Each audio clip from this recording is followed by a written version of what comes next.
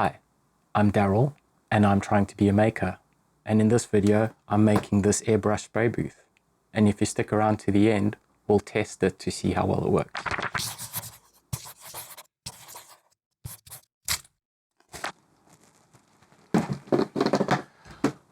Okay, I think that's everything I'm going to need for this step. We're gonna take the box, mark out where I want to put the fan, and then cut everything and start doing a fit before I cut down the electrical wiring.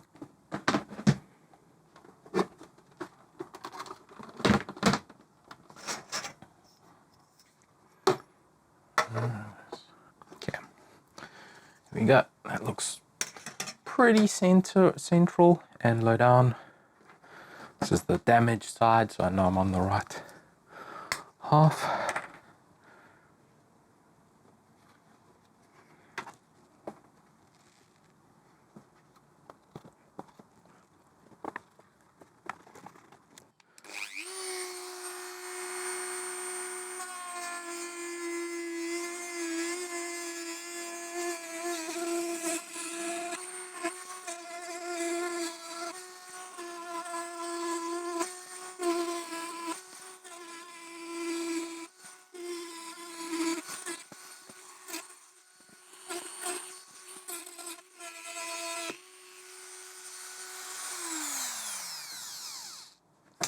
Okay, we're gonna need to clean up that edge.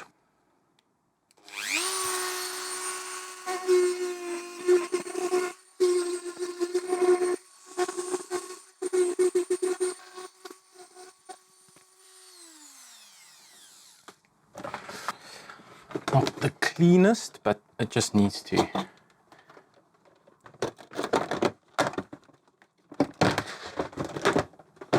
Fit that.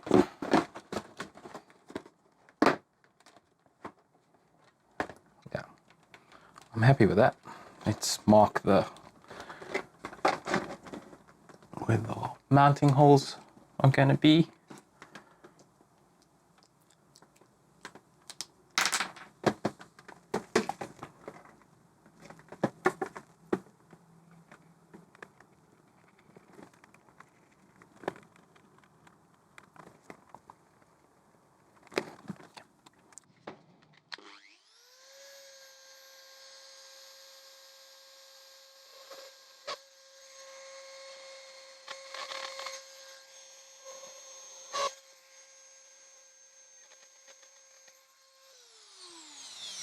Okay, next want to cut this down, cut this edge off, and then see how it's going to fit on the lid.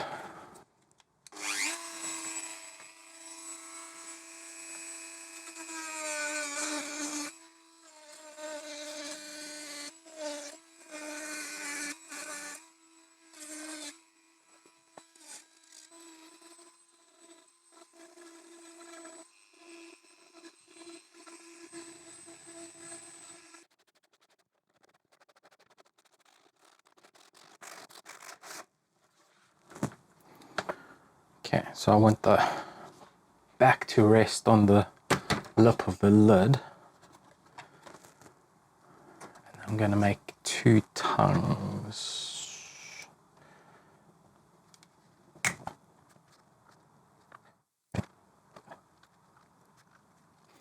Using the mat underneath to measure something vaguely symmetrical.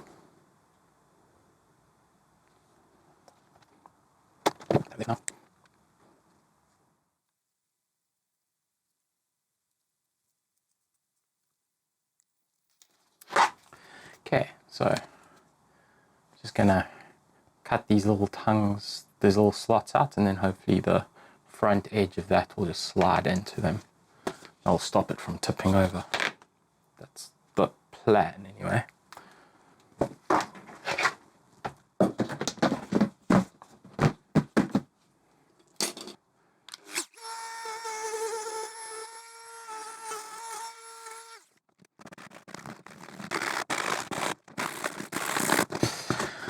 Okay,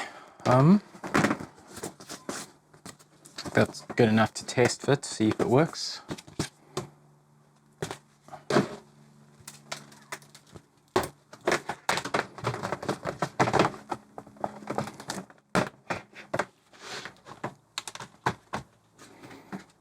Okay, so now we're gonna just get this off.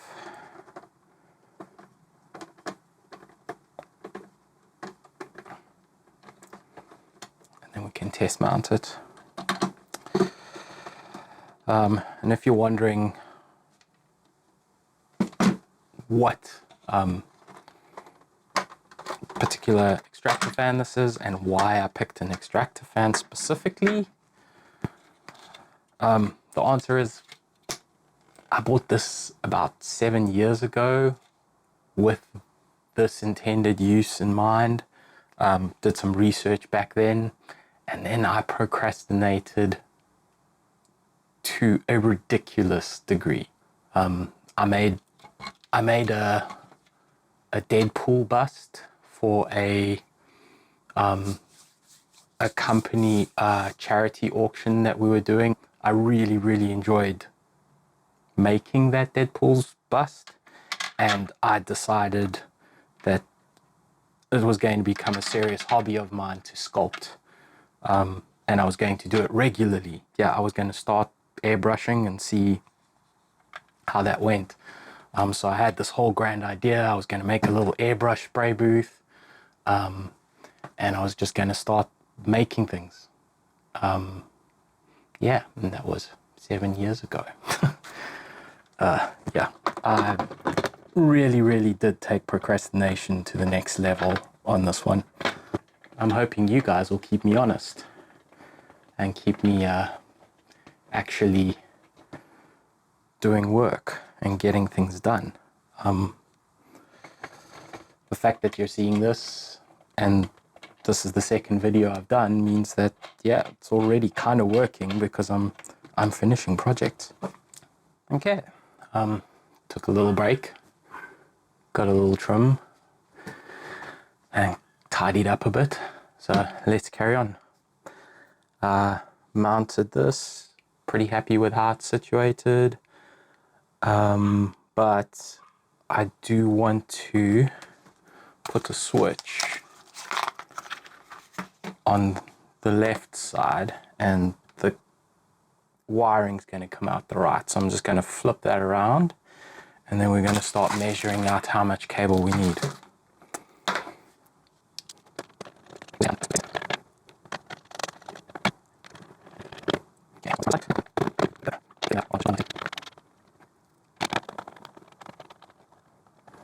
Okay, cool. I'm going to let the actual wiring hold the switch in place.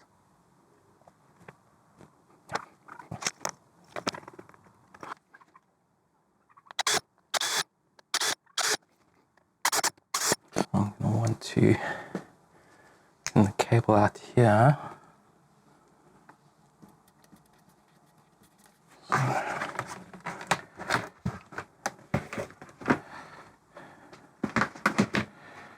Yeah.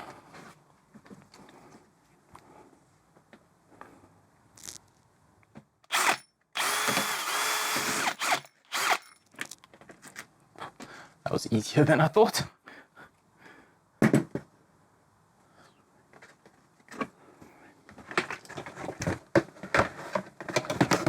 And bang on, even though I was going from the other side.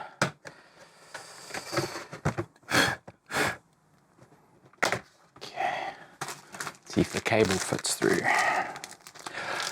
Now, probably a good time to say that this isn't really a tutorial video. I mean, you're welcome to follow along, but I don't know what power draw you're working with. Don't even know the right terms, to be honest. I'm not an electrician. I have read the installation instructions for this extractor, so I know it doesn't need a grounding wire, which is why I've just gone for 2 core. Yeah, but yeah, I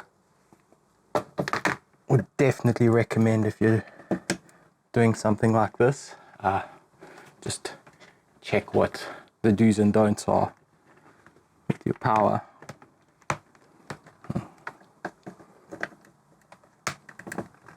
Okay, that's not big enough.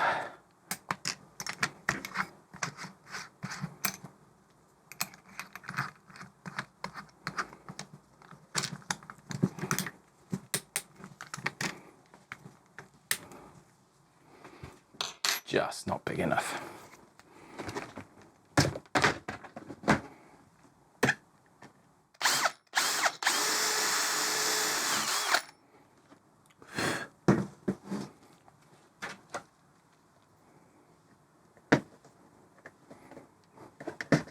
It's crazy, the small margins. It didn't even feel like I took any extra material off there. But yeah, that's working.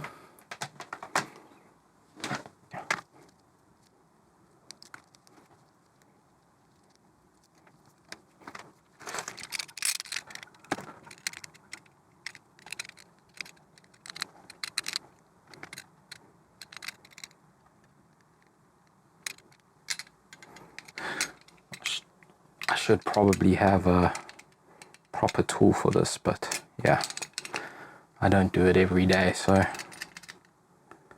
one day I'll spend the cash.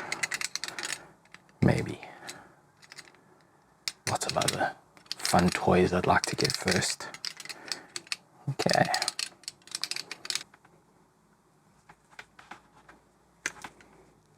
There we go. So brown live, blue neutral. There's a little L and N on there, markers, so yeah, just pay attention to that.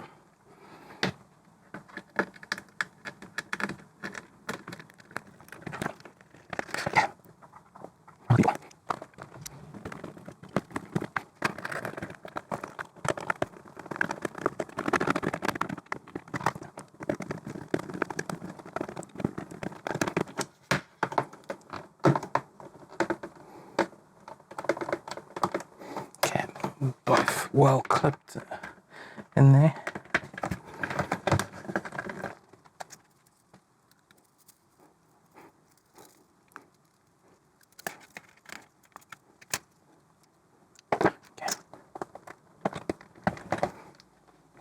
I'm just making a little U-clamp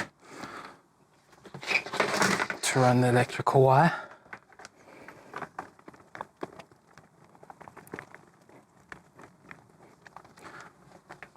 Not the prettiest, but it'll work.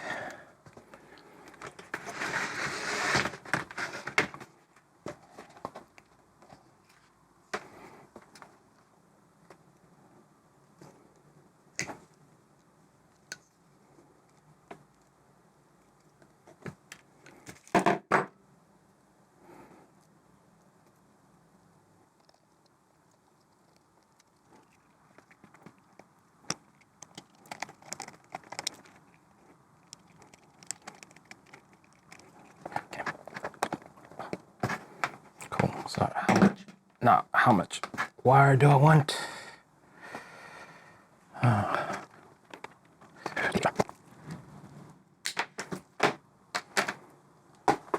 Okay, I've got a plug here. So open him up and see how much space we're going to need.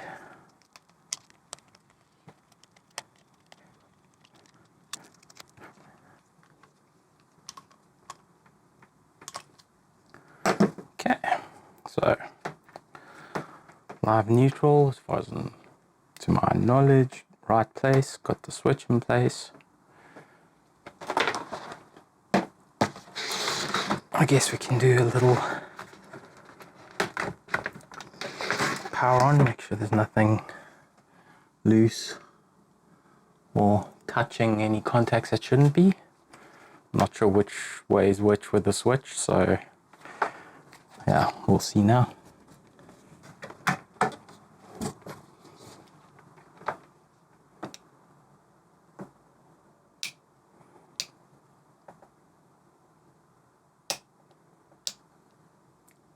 Oh, that's not good.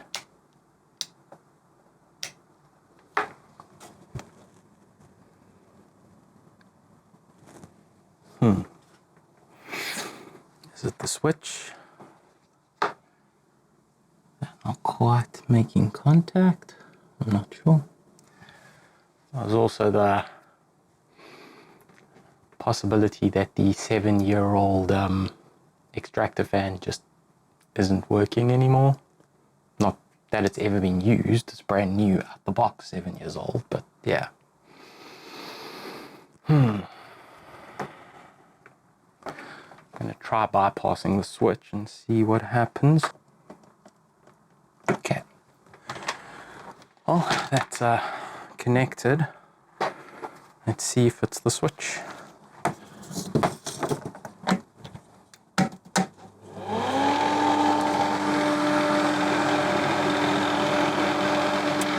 It was the switch.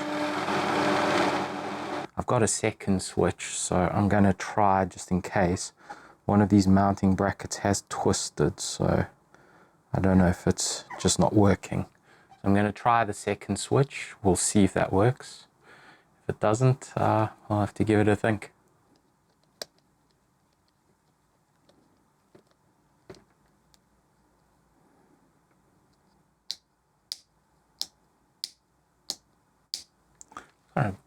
It's a nice feeling switch, so I really hope it works.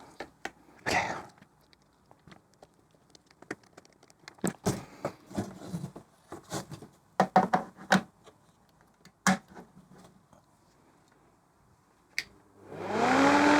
Yes. Okay, so it was a dodgy switch. Or I've taken a bit more care putting it together this time around, I don't know. Should probably not talk over the fan. But yeah, looks like it was the switch. Awesome. Can just about make it to the mounting holes.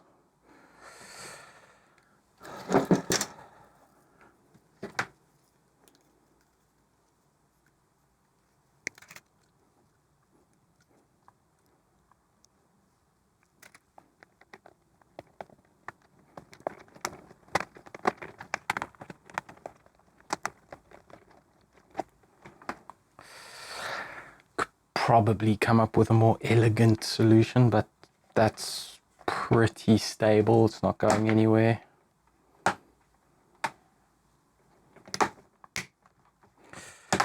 I'm happy.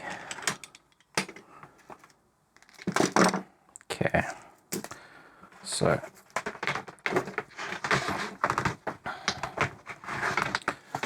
let's see where we are. Cabling's done. That needs to be tightened.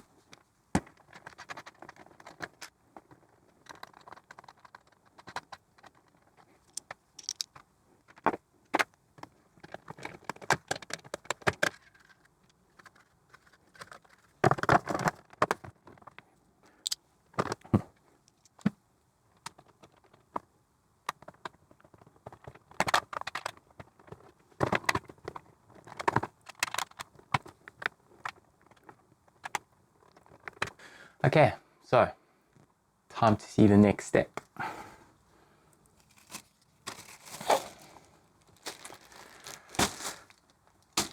Going to be putting the ducting on the back of the extractor fan. And the reason I've been looking forward to it so much is because I'm going to be using duct tape on actual ducting. It shouldn't make me as happy as it does, I'm aware. But for some reason, it just, yeah, I'm just really looking forward to using duct tape on ducting.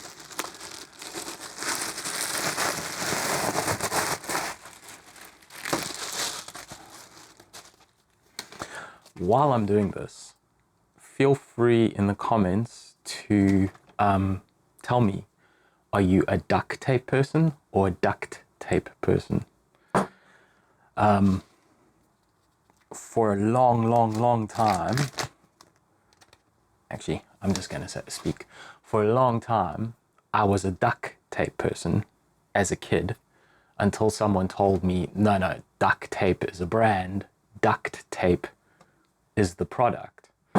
And there's truth to it. I'm not saying there isn't. Duct tape is a brand. This is actually duct tape, the brand, I couldn't help myself.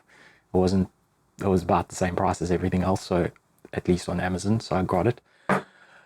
But yeah, it turns out doing a very shallow bit of research on my part, so take this from whence it comes, don't believe, disbelieve.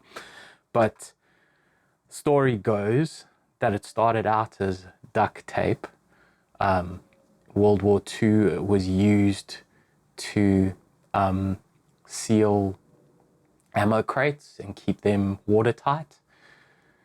One of the stories for the reason it's called duct tape was because it was used to make things watertight. People said that water rolled off it like it rolls off a duck's back. It's a nice anecdote.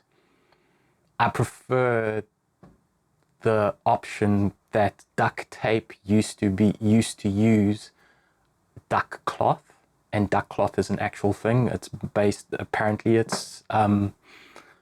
on the fact that that particular weave is so tight that that's part of what gives it its water resistant, not proof, its water resistant properties, and then obviously the gum does the rest. So I now prescribe to that story, which is why I've gone back to calling it duct tape.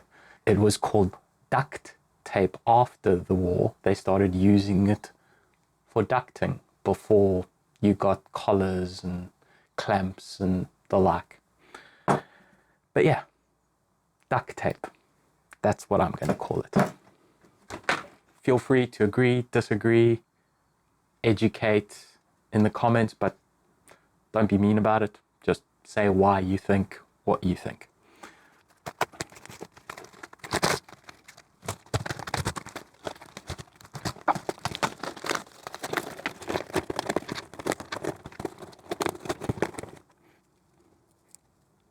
Enough with that.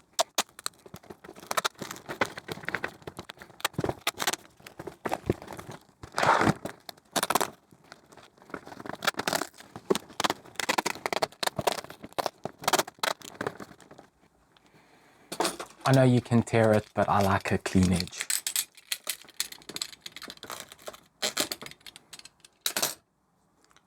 Always have.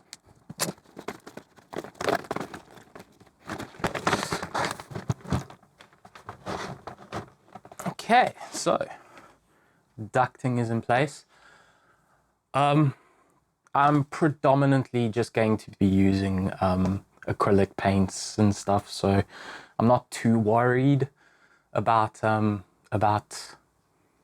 using a lot.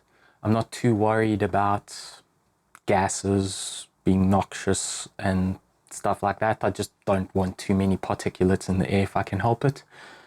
Just as long as it makes as this can pull through the particles and just make sure that they come to rest quicker so that you don't get too much overspray. Okay, before we go to testing, I forgot that I wanted to mount this light on the top here just in case I need some extra down light when I'm working. It's nothing special, just a little touch LED. I don't even know where it comes from. It was something that I just found lying around. Yeah, so I'm just going to mount it using a bit of wire again. That does have screw mounting holes, but none of the screws or bolts that I have, I was planning on using bolts, but none of them have a low enough profile to clear the batteries inside, so the wire will have to do. It's not as neat as I'd like, but it'll do the job.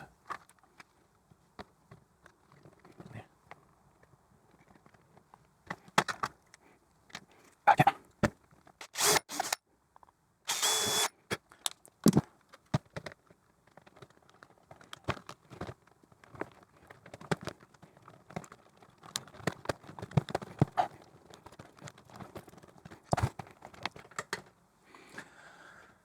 It's not the most stable, but it should be okay.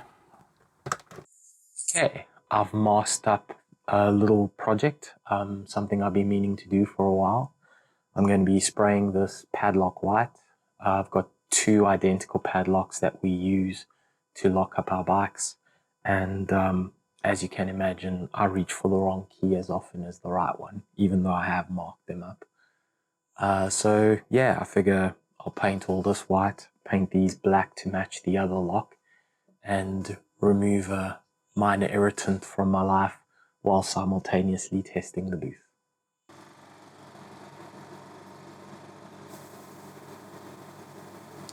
Editor's note. As the focus of this video is the booth construction, I'm going to skim over the spray test to save a bit of time.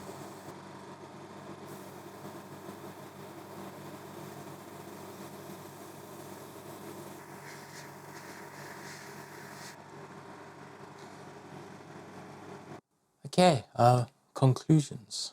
I'm really happy with how the spray booth performed. Thought it handled everything from the aerosol primer to the airbrush really well. Really glad that I got to use the airbrush. It's been sitting around begging to be used for far too long. A lot to learn there for sure. It's not something you just pick up and run with and expect it to happen with no issues. But yeah, it was good fun to use. If you've been watching this far, once again, thanks so much for your time. I really appreciate it. If you enjoyed it, maybe hit the like and subscribe buttons. And next video, I'll be making this little guy, Pachycephalosaurus. I'll be sculpting it out of clay. So yeah, if you'd like to see this and you don't want to miss it, maybe consider hitting that bell notification.